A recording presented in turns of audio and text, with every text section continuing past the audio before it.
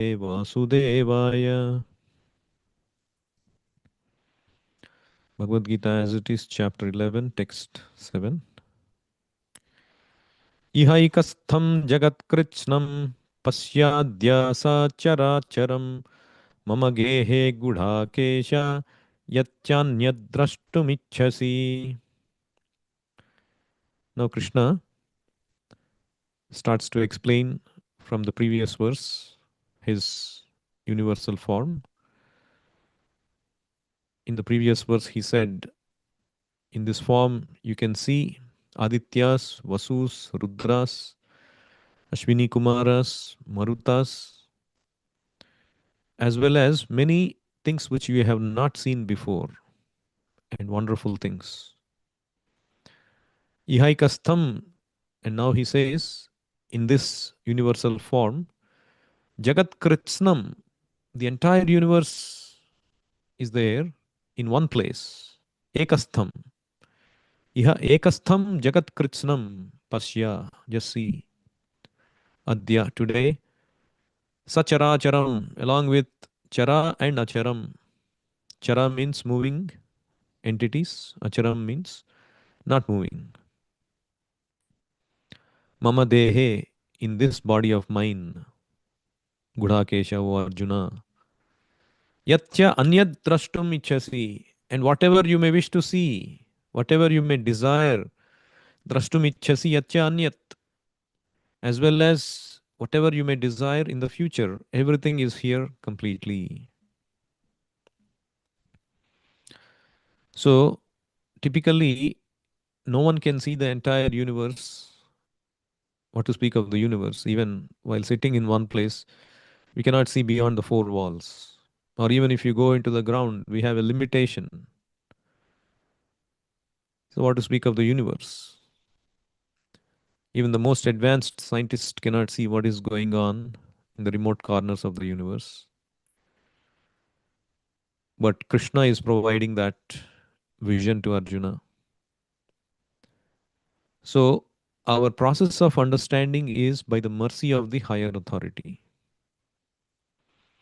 When the authority is pleased, the knowledge gets revealed. It's just like you can access a computer. I used to remember when we were studying in college, we were exposed to computer labs, and we had to go to the lab, and there'll be like series of 50, 60 computers, and we had to sit in one of them, and we are given very restrictive access. We cannot access anything and everything. The administrator restricts our access. So you can go to certain directories, you can create some files, but you cannot go and click and browse in different directories and so on and so forth. So likewise, but if they want, if they see that a student has potential, if the student is willing to work under them, pass their screening, then they can open up. Okay, for you, we are granting you this. So likewise, the higher authority has the ability to give us that revelation, opens up that knowledge. So Krishna is here giving him the power to see. Krishna gives him the power to see anything he wants to see, past, present, and future. That means time is included in Krishna. Like, for example, you see an ant. An ant is born in front of you. Let's assume that you can see it. Ant also grows, ant also dies. Or a small insect. In one night, certain insects are born in one night, and their whole life is complete in that night.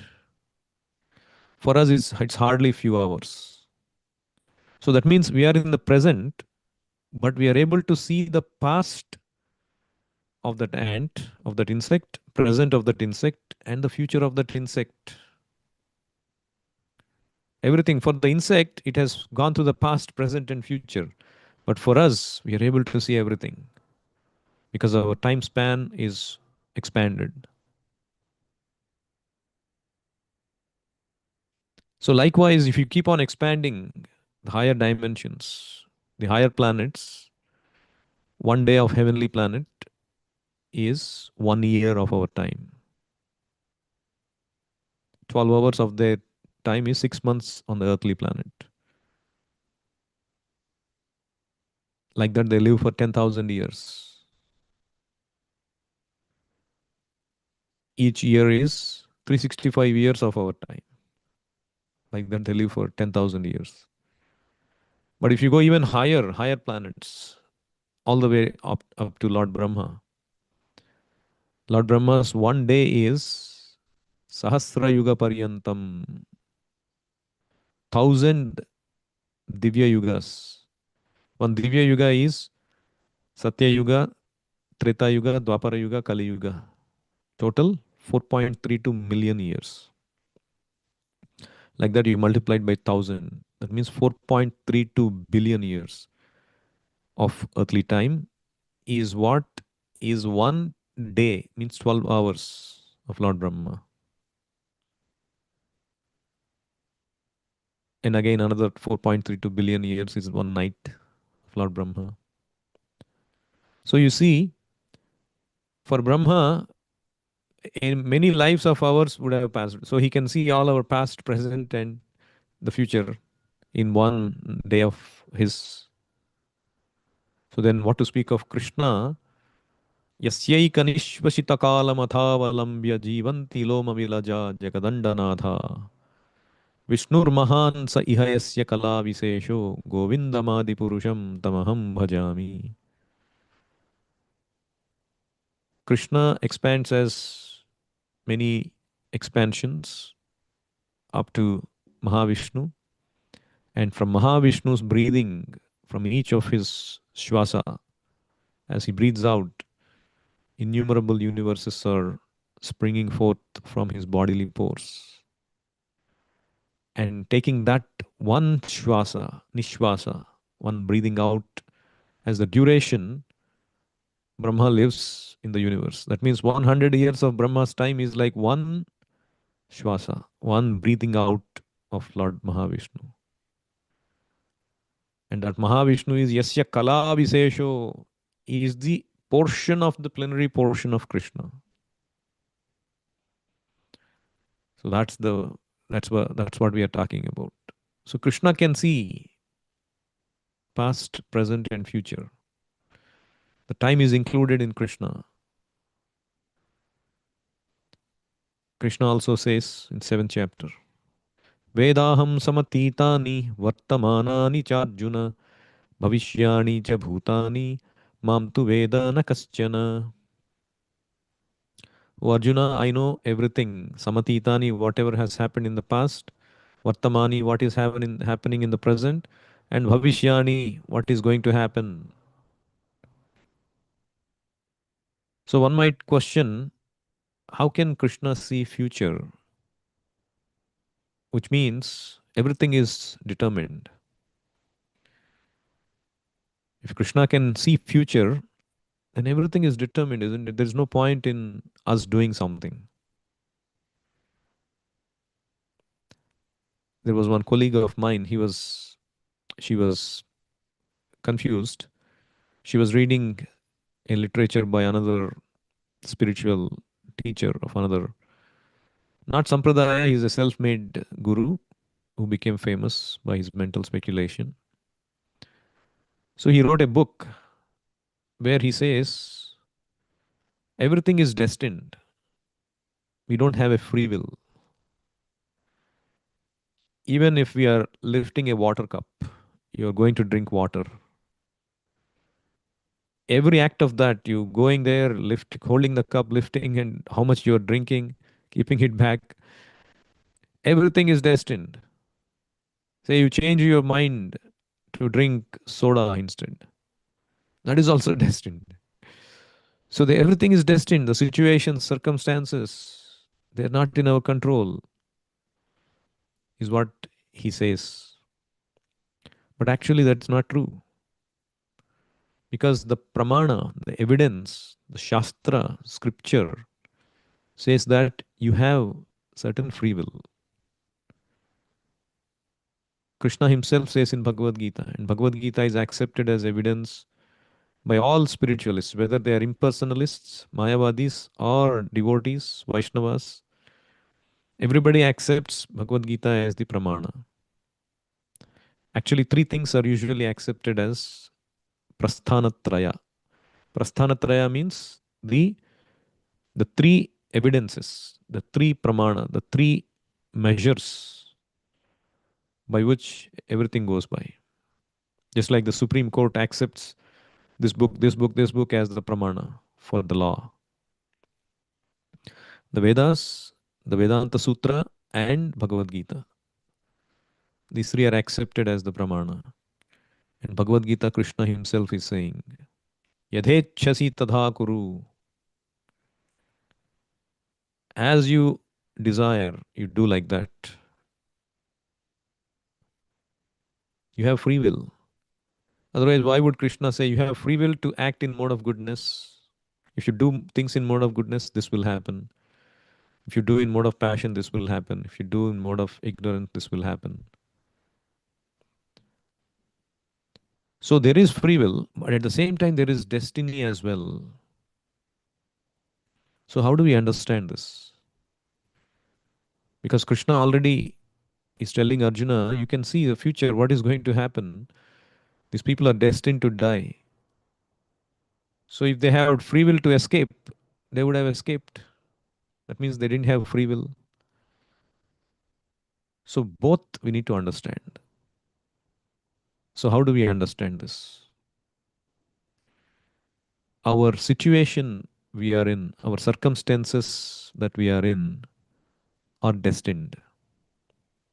They are not in our control. But within a situation we are placed in, within a circumstance we are placed in, how we respond to it is our free will. Like, for example, a simple example, a father gives the child, his youngster, young boy, okay, today you go and shop in this some mall. I'm giving you $50.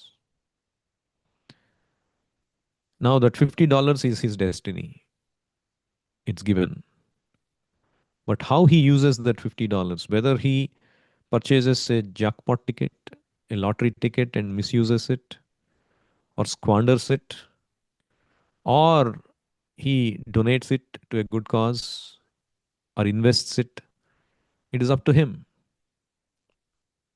That is his free will. So the circumstance, situation is his destiny. He cannot enjoy beyond it. But within that, what he does is his free will. And based on what he does, his next result will depend. If he misuses it, the father will restrict further. Next time he will give him only $25, isn't it? But if he used it well, the father will give him $100. His destiny expanded. His circle of free will has expanded. Now he has more freedom to act. Sometimes the Shastra also gives this example. Like sometimes you see a bull going around in a circle tied to a rope from the pole in the center. Now the bull, there is a fixed circle radius. He cannot go beyond it. That is his area of activity. Whatever he does, it has to be within that. So that is his destiny. It spans certain range. But if somebody were to come and expand that rope, give him a bigger leash, then he has expanded that scope. So if you act responsibly, the situation we are in cannot be controlled. But our free will can be controlled. Our response in that situation can be controlled. And if we act responsibly, the outcome also will give us a progressively good destiny. So while we cannot do much about the situation that we are presented with, but we can choose to do something about how to respond to it. So Bhagavad Gita is all about cultivating our consciousness, being prepared so we respond nicely to various events, various situations that we are placed in. Because this nature, this life throws different situations which are not in our control. We have to accept that. But within every situation, Krishna, if you are Krishna conscious, Krishna can help respond to it. Like how Arjuna, he was placed in a very troublesome situation. He could have, he was buckling down. But because he took shelter of Krishna, he became Krishna conscious. With the help of Krishna, his response, he responded in a particular way which was enlightening.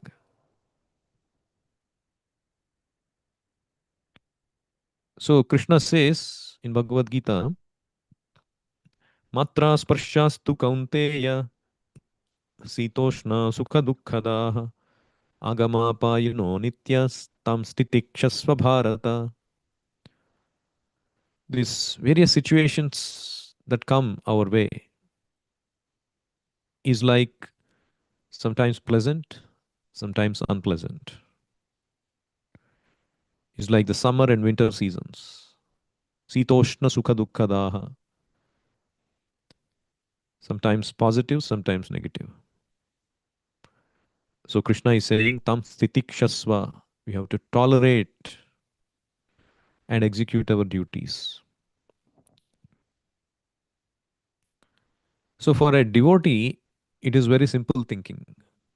Whatever situation is happening, it couldn't have happened without Krishna sanctioning it. So Krishna wants me to face it. So if Krishna wants me to face it, how can I avoid it? Maybe I'll become a better person, experienced person. I will learn something from it. He wants me to be an instrument in some cause. So we should think like that.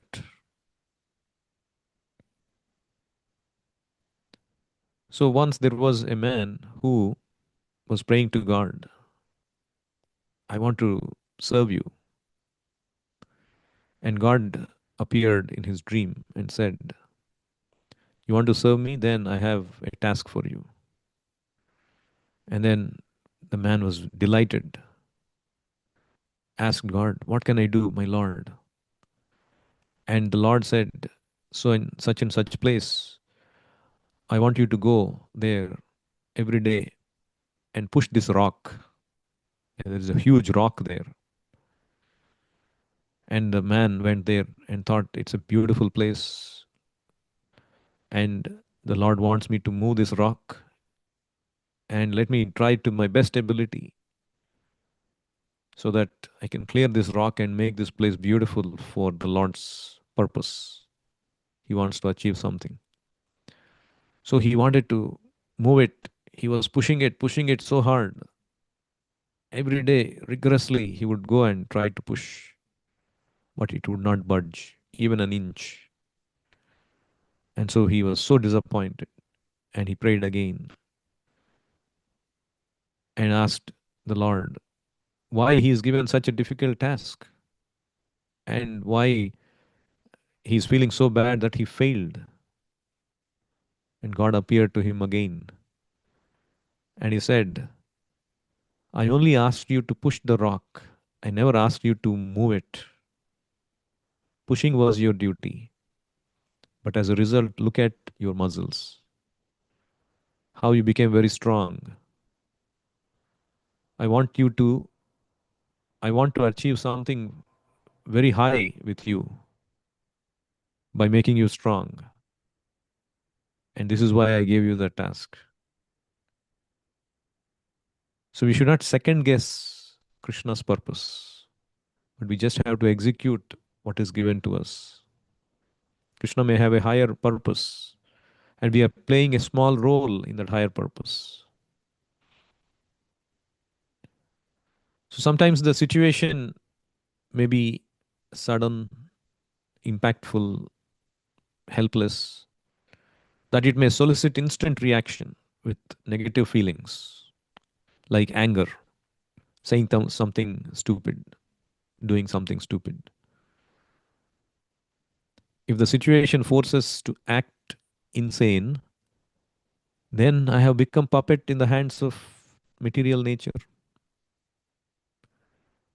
And they use this in many places, like in the game of cricket. You see, there is something called sledging.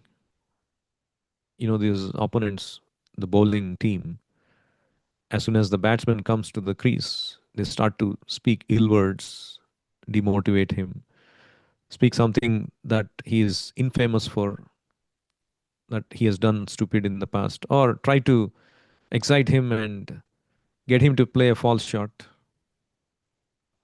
And then they get into the skin of the batsman, and he says, no, I have to teach them a lesson. And then he does something stupid, and he plays into the hands of this team and gets out. And so he's let down his whole team. He's let down himself. He fell trap into that. So we should not get swayed or influenced or instantly react to a situation. Of course, we have to act based on the situation, but we shouldn't react to that situation or a knee jerk reaction. We should carefully respond. Reaction is an automatic impulse. That's what usually people do. Everyone we are seeing in this material world, based on the material modes, they're instantly reacting. Vacho vegam manasa krodha vegam, jihva vegam udaropastha vegam. Etan vegan yo vishaheta dhira sarvam apimam prithivim sasishyat. So there are these vega. Vega means forces of material nature, forces of talking, forces of thinking, forces of acting, forces of anger. All these are acting on us, impelling us to act in a particular way. But one who is not controlled by them, but who can control them. It's not that we should not become angry, but we should understand that this is required for me to become angry and then display the anger. So when you become Krishna conscious and pray to the Lord and come to the mode of goodness means you pause and you evaluate and then you act. Passion means instantly react.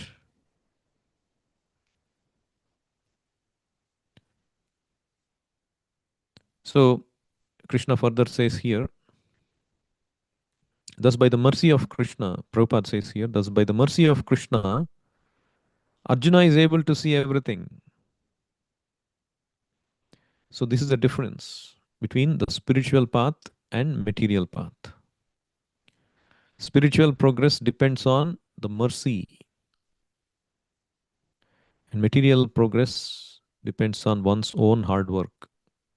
Of course, even in material path, we depend on the mercy of higher authorities, isn't it? Like if you are studying for a PhD, you have to depend on the professor to give you the pass marks to allow you to finish that PhD. So, pleasing of the authority is applicable both spiritually and materially, even more so spiritually. And another thing to note here is that Krishna is not showing for some show off of his brilliant universal form. Krishna doesn't need to show off. There is no tinge of pride in Krishna. In fact, Krishna curbs the pride of his devotees. Krishna is only showing for a purpose which Arjuna is asking, which is to establish the standard of who can be God and to affirm and to assure Arjuna that he is doing the right thing. And even if he is not going to take part in it, the destiny for them is fixed. So, for various reasons, Krishna is showing this form, not to show off. So, that's another lesson. If we have an ability, we should not show it off. We should use it for the purpose for which Krishna gave us that ability. Otherwise, Krishna will curb our pride. Like how Krishna is said to Nija janasmaya dhvamsana smita Vraja janartihan Vira yoshitam Nija janasmaya dhvamsana smita Bhaja sakhe bhavat Kinkarismano Jalaruhananam Charudarshaya. So this is a prayer by the gopis where they say, O Lord, you destroy the suffering of the Vrajas people, Vraja Janarti Han and Veera Yoshitam, O hero of all women, and Nija Janasmaya Dvamsana Smita. Your smile shatters the false pride of your devotees. There are several examples how, like for example, Krishna, when the gopis they were enacting Rasa Leela with Krishna, the gopis were becoming little proud. Oh, now Krishna is attracted only to me. See, Krishna is not leaving my company. He's not going to anybody. And the moment they became little proud, Krishna disappeared from their scene. And the gopis could understand the reason for Krishna's sudden disappearance. And Krishna did that just to curb their pride.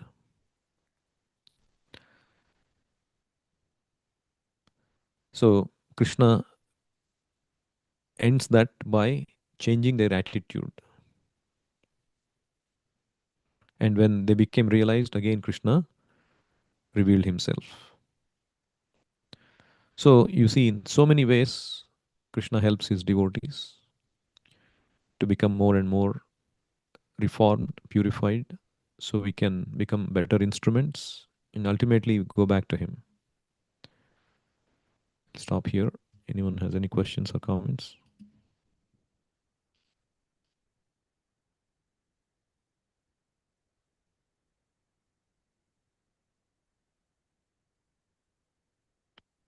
Bhagavad Gita as it is ki jai, Srila Prabhupada ki jai, Nitai Gaur Premanande Hari.